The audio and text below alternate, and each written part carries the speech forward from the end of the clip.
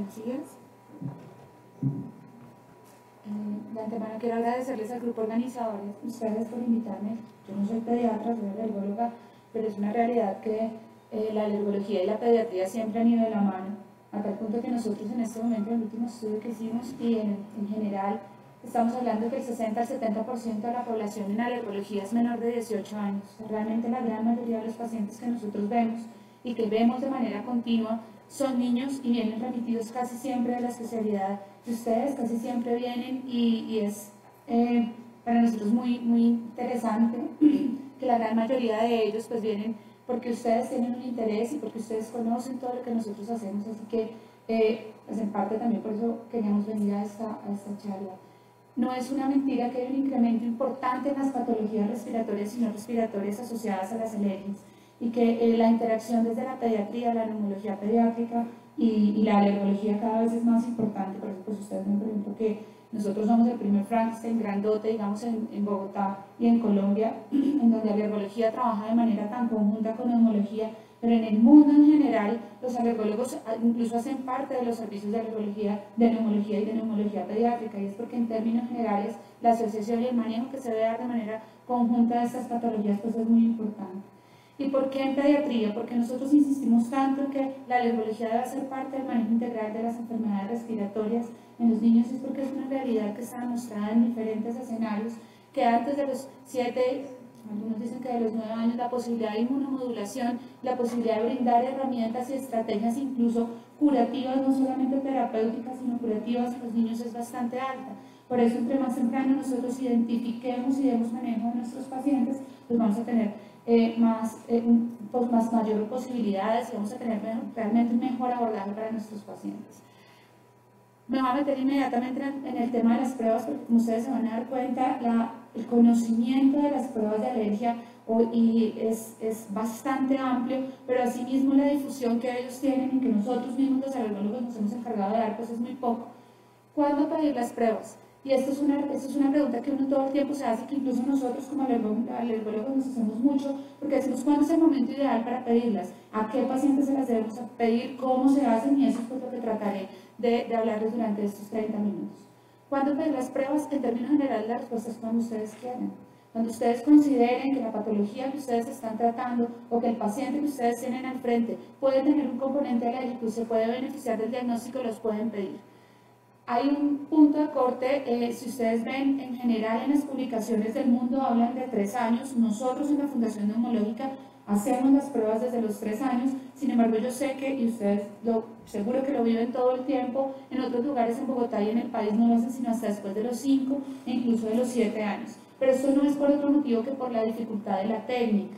Si ustedes alguno lo ha visto o lo conoce o le tocó de pequeñito, porque yo sé que muchos de nosotros, pues más o menos el 50-60% somos alérgicos en la población mundial, les hicieron estas pruebas, no sé si lo recuerdan, pero simplemente es en la parte volar del antebrazo, se ponen unas gotitas, como les voy a mostrar, y se hace un pequeño rasguño.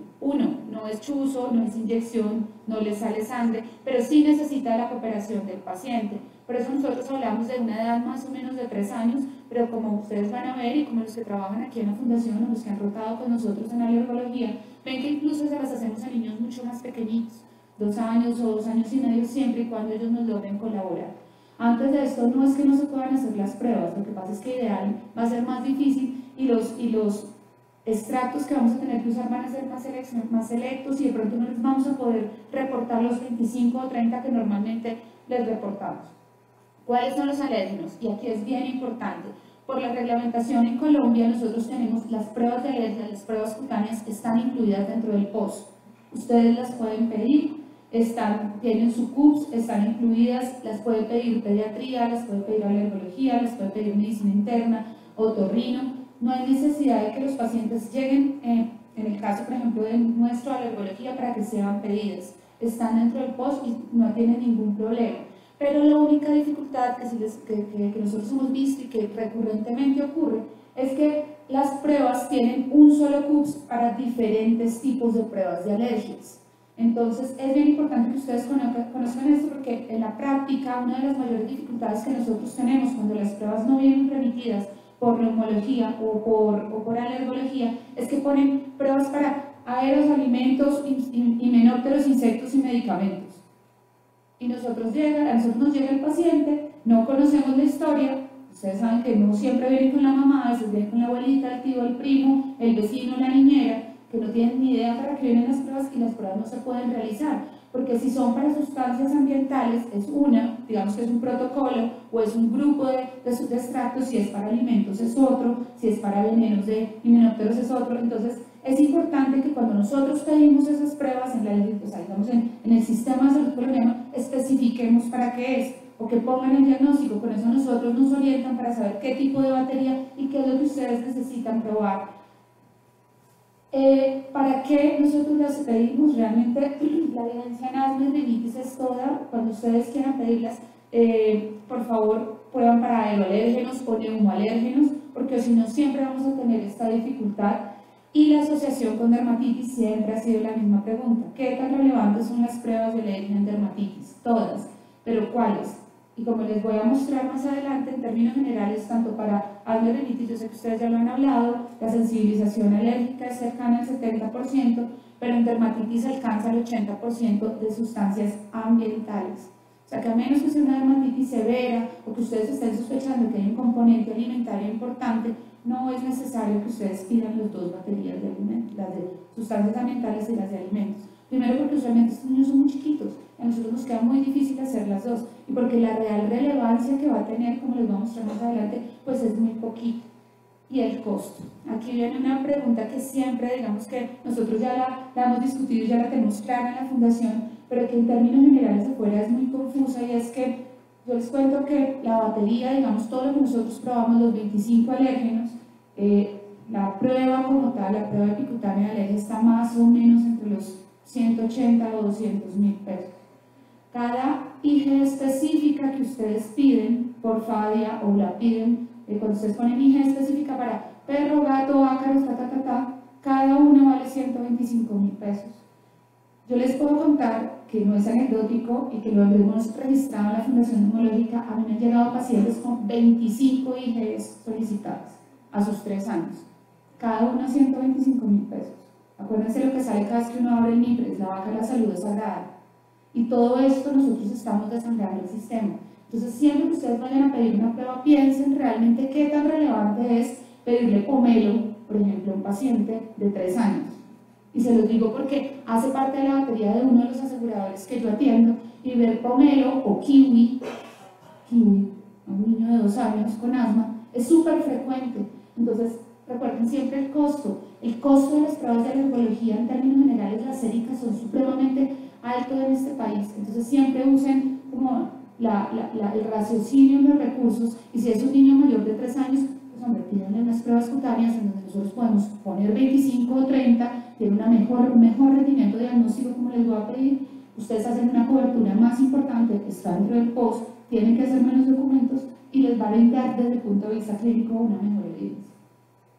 Pero ¿para qué pedimos nosotros las pruebas de alergia, más allá de saber que el 70 o el 80% de los pacientes con patología respiratoria en Colombia tienen una sensibilización? Y es porque nosotros necesitamos saber realmente qué es tan relevante. Este es Pablo, este es mi perro, esta es la foto de mi perro, yo soy súper adicta a los animales. Entonces, es para ver realmente qué tan relevantes son las sensibilizaciones. Y se los digo porque en la misma cadena de atención, entonces nosotros pedimos las IgEs específicas, sale ácaros 2.3, perro 1.8, gato 2.1, y entonces uno llega y aparte de todo les piden leche 1.3, trigo, y la mamá llega, no, pero es que literalmente le estoy dando arepa y agua, y saqué el perro, el gato, pero él sigue igual del asma. Entonces uno tiene que considerar realmente cuáles son esas sensibilizaciones. Recuerden que estos niños son niños alérgicos, ellos producen IgEs específicas, pero es nuestra obligación como clínicos saber qué de esas sensibilizaciones son realmente importantes dentro de la patología del paciente. Si ustedes piden pomelo y es un niño con una dermatitis atópica o con un asma severa, el pomelo le va a salir positivo. Y pregúntenle si ha comido pomelo. En la vida ha comido pomelo. Porque recuerden que ellos son atópicos. Volvamos al criterio que es la atopía, es la posibilidad de generar IgEs específicas. Pero nosotros tenemos que coger todo esto y empezar a asociarlo clínicamente. Y ahí es donde está la importancia de las pruebas. Hay que ver qué tan relevantes son estas sensibilizaciones, tratar de asociarlo clínicamente. Y en un país tropical como Colombia, donde el último estudio que publicaron aquí en la Fundación Neumológica, el grupo de pediatría, de neumopediatría, mostró una sensibilización en asma severa hasta el 87% de ácaros. Pues hombre, de pronto sacarle el perro al niño, si la asociación no es tan importante, pues no va a ser tan relevante. Entonces uno tiene que ser muy cuidadoso con estos resultados.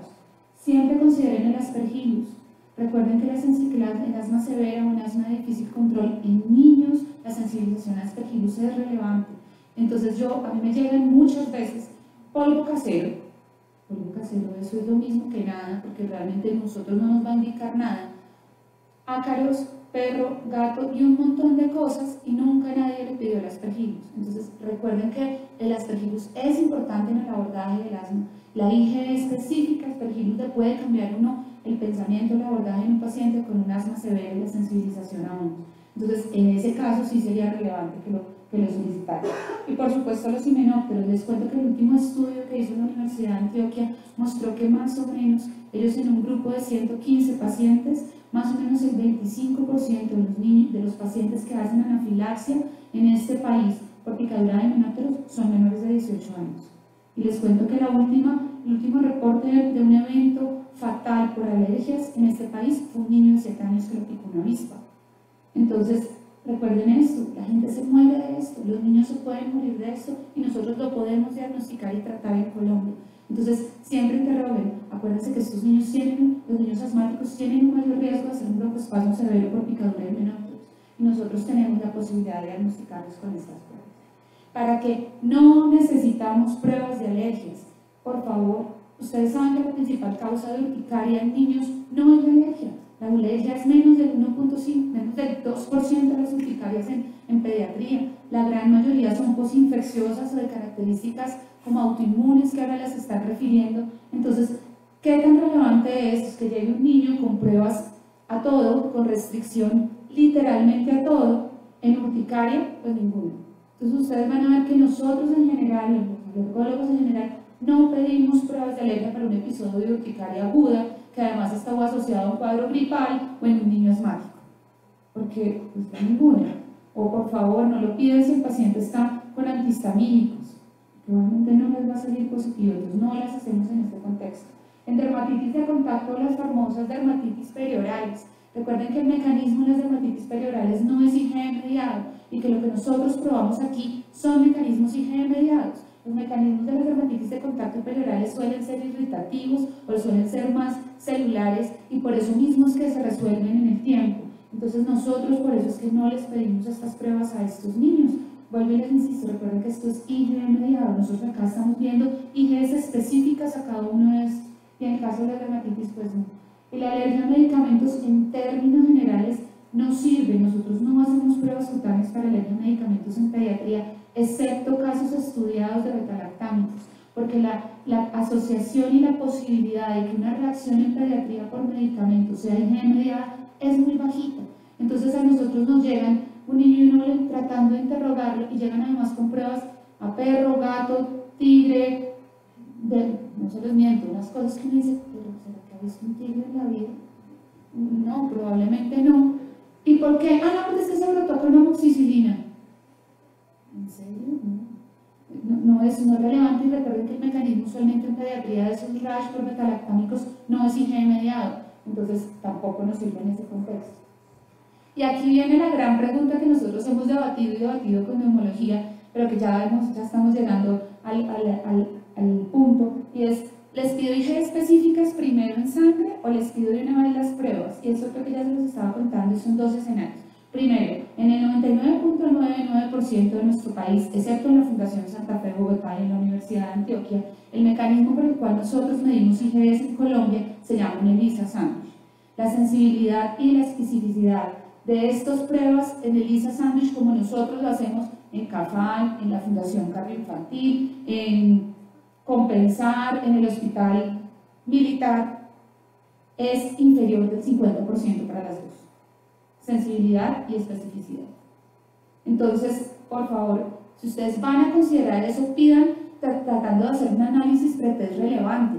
¿realmente será importante esto para este paciente? Porque como herramienta diagnóstica es malísima, pero además es carísimo, como les acabo de contar. Entonces, cuando uno va a pedir algo, hombre, pida por ejemplo una IG específica para aspergillus si ustedes lo están sospechando, pidan una IG específica para látex en un niño que ha tenido múltiples intervenciones y empieza a desarrollar algún tipo de patología, pero si no, pues pidan las pruebas. Es que resulta que esta última actualización que fue para 2017, y que no es solamente nosotros, que no es solamente en Colombia, en el mundo el comportamiento es similar, a menos que nosotros tengamos manera de hacer IGS específicas con un método que se llama FADIA, que como les digo solamente lo hay en 2 lugares en Colombia, el resto la relevancia es muy mala. Entonces les recomiendo que lo traten de hacer un poquito, pidan las pruebas realmente y eso se comporta así en el mundo. ¿Qué debemos probar en Colombia? Y esto es bien importante. De pronto algunos de ustedes cuando eran chiquitos los llevaron y les hacían pruebas que a nosotros nos probaban Lolium perennium de no sé qué pino del no sé qué del Canadá, porque nosotros hacíamos las pruebas con las baterías que se hacían en Estados Unidos o que se hacían en Inglaterra porque, eso es lo que hay, no teníamos más. En este momento en Colombia nosotros ya tenemos estudios de aerobiología y las baterías que estamos probando son de los alérgenos que hay acá. Así que ustedes pueden tener cierta seguridad y cierta tranquilidad que nosotros estamos probando lo que es en términos generales. Los ácaros que son, los dermatofagoides que son, las blones, los aeroglifos que son los relevantes. Entonces, los invito a que conozcan, este es un artículo del grupo de la Universidad de Antioquia en el cual nosotros participamos, en donde realmente mostramos qué es lo que deberíamos probar en Colombia. Y en términos generales no es otra cosa que los ácaros, los pastos, en árboles sí nos toca acá, donde cada uno viva. Nosotros en Bogotá pues tenemos que probar ciprés y pino de manera muy importante porque es lo que más tenemos, pero probablemente en la costa les toca más plátano y demás, pero uno trata de tener esto adaptado, porque definitivamente si nosotros no conocemos la aerobiología local no vamos a poder hacer un buen estudio y hacer unas buenas pruebas. Este es otro estudio también del grupo de la Universidad de Antioquia en la cual ellos mostraron que es muy importante en Colombia y en un país como el nuestro que les reporten cucaracha. ¿Listo? Por favor pidan que en sus pruebas y verifiquen que en las pruebas les prueban cucaracha, porque la cucaracha se ha demostrado en múltiples estudios en latitudes tropicales como nuestra que es un factor de riesgo para asma severa y que es un factor de riesgo que puede terminar incluso determinando pacientes que van a necesitar un abuso de biológicos en pediatría. Pero por favor pidan que les prueben la cucaracha que es, porque en Colombia hasta el año 2005-2010 probaban una cucaracha que se llamaba Plagatella germanica y siempre salía negativo y nosotros decíamos, no, es que esto no es relevante. Pues hombre, es que Plagatella no hay en Colombia. Entonces el tipo de cucaracha que nosotros tenemos es diferente. Entonces traten de siempre revisar eso y si los piden en IGS específicas, pues hay que tratar de que siempre sea la que nosotros tenemos. ¿Por qué alimentos no? Y ustedes me van a decir, pero a nosotros no. Sí. Ok, esta es la respuesta. Cuando nosotros probamos alimentos, como ustedes han visto, la gran mayoría de los pacientes les van a salir algo positivo, o leche o huevo en muy bajitas cantidades. Pero resulta que un grupo se tomó la idea de hacer un estudio específicamente con 362 niños con asma severa, con diagnóstico, les hicieron pruebas de IgE específica y los provocaron. ¿Qué es la provocación? Es ver qué tan relevante es clínicamente ese hallazgo de una IgE específica. ¿Y qué encontraron ellos? Que menos del 2.5% de los niños, de todos ellos que tenían asma severa, realmente tenían un compromiso. Y todos estos pacientes tenían historia conocida, o sea, se hubieran podido ahorrar las pruebas y la provocación. O sea, la mamá decía, y era realmente relevante, cada vez que come huevo empieza a sibilar. Con eso y las pruebas, ahí ya es suficiente. Entonces, realmente por eso es que nosotros de rutina en pacientes con asma leve o moderada no hacemos pruebas de alimentos, porque los hallazgos no van a ser relevantes clínicamente y sí, quítese usted encima a una mamá que tiene un reporte de una IgE específica en 1 de leche, detrás de los días de otra, pero no será que es alérgico, ¿no? Pero no será que también es alérgico al trigo, pero no será que no. El niño come perfecto y con una beclometasona se controló. Entonces, no, por eso nosotros no lo hacemos de rutina. ¿Cuáles son las contraindicaciones y cuáles son las recomendaciones que nosotros les hacemos? Pilas con los medicamentos, los antihistamínicos en términos generales hay que suspenderlos una semana antes. Porque si no, recuerden que los mastocitos cutáneos son los más sensibles a los antihistamínicos y que nosotros estamos probando las sensibilizaciones en piel. Entonces les pido el favor, si ustedes lo van a solicitar, suspendan los antihistamínicos una semana antes. No puede estar tomando corticoide ni ningún ningún inmunomodulado, ningún inmunosupresor un mes antes, porque si no nosotros no podemos. Entonces, por favor, con el omalizumab o con los biológicos, pídanle las pruebas antes de ponerlos en biológicos, porque recuerden que por el mecanismo, por ejemplo, que tiene el omalizumab, que es captura de la IgE, pues simplemente si ustedes le ponen esto y me lo mandan después para que yo lo vacune, pues no lo voy a poder hacer, porque no voy a poder saber a qué es alérgico. Entonces pídanle antes para poder después, si están considerando alguna otra sensibilización o si ustedes están sospechando que tiene una aspergilosis. Si ustedes le ponen corticoide al paciente o le empiezan tratamiento con omalizumab, ya no perdemos esa herramienta diagnóstica. La dermatitis atópica severa, acuérdense que la asociación de dermatitis atópica severa y asma en niños es casi el 50%. Entonces, claro, si yo no tengo una superficie cutánea buena en donde hacerlo, pues no voy a poder hacer las pruebas. Y la edad, como les dije, hay niños súper tranquilos a los 2 años, como hay otros que a los 7 años literalmente han cogido patadas las puertas de la fundación y no nos dejan hacerles pruebas. Entonces, eso pues también es como un punto para nosotros muy importante. ¿Cómo lo hacemos? Simplemente, como les digo, es en la parte volar. Nosotros no lo hacemos en la espalda y menos en niños. A los niños les genera mucha ansiedad y como mucha angustia no saber qué es lo que están haciendo. Entonces, por términos generales, con la parte volar es suficiente. Nosotros ponemos las famosas goticas que todos los pacientes les dicen y con una lanceta metálica hacemos un prick, una escarificación en la parte más superficial. Si salió sangre, si hubo pérdida de tejido, la prueba no sirve. O sea que ustedes se pueden imaginar, el estímulo es muy chiquito. Ellos van a sentir que los tocan con algo puntudo, pero no es una cosa realmente dolorosa o una cosa realmente traumática, no lo es. ¿Cómo lo reportamos? Este es un reporte de uno de nuestros pacientes de la fundación en términos generales y estos por favor se los ruego de todo corazón, exijan que se lo reporten en milímetros, no en crucecitas, no en punticos, no en rayitas. No se puede reportar así, esto ya tiene una estandarización internacional y si ustedes les envían eso así, ustedes no pueden tomar conductas diagnósticas con eso. Se los tienen que reportar milímetros y lo que nosotros reportamos son el mayor diámetro del labón que se genera.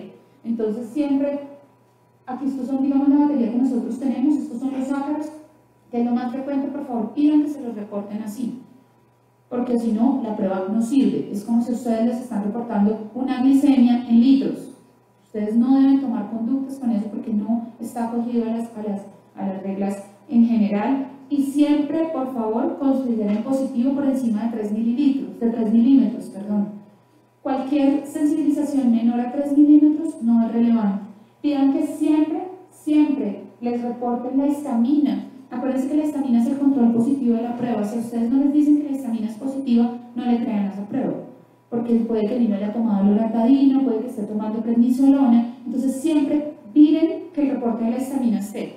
Que la histamina está en 14 y el perro está en 3, no importa, igual es positivo. No es que esté por encima de los milímetros de la histamina, sino que simplemente esté positivo por encima de 3 milímetros, es positivo, se considera. Ahora ya nos toca empezar a ver si es relevante.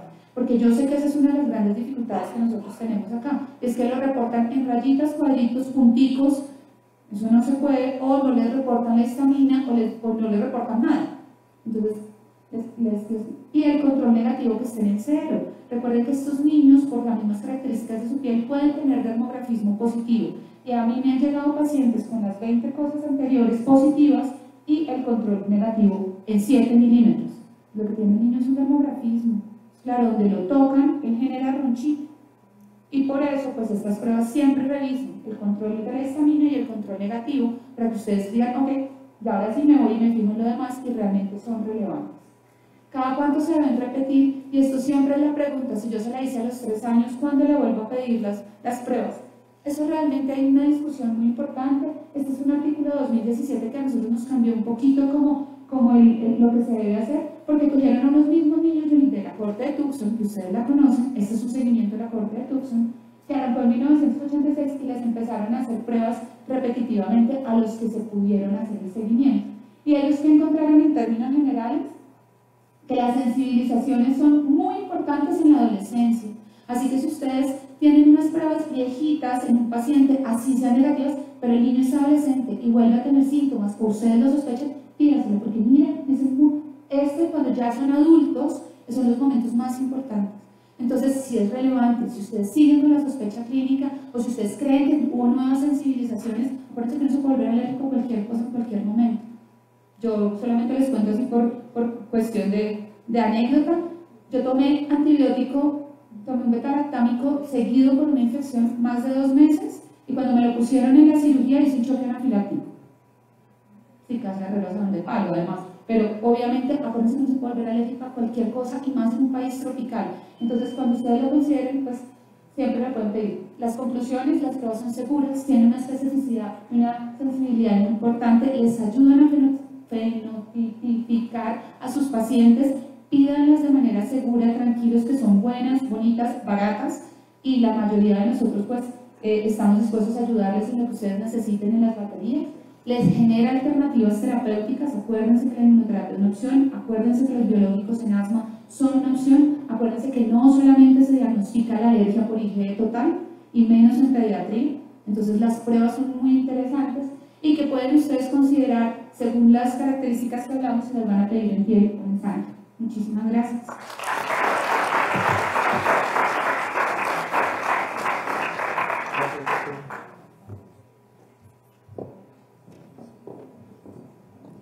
Los invitamos a formular sus preguntas para la sesión de preguntas y agradecemos a nuestros conferencistas por las excelentes conferencias.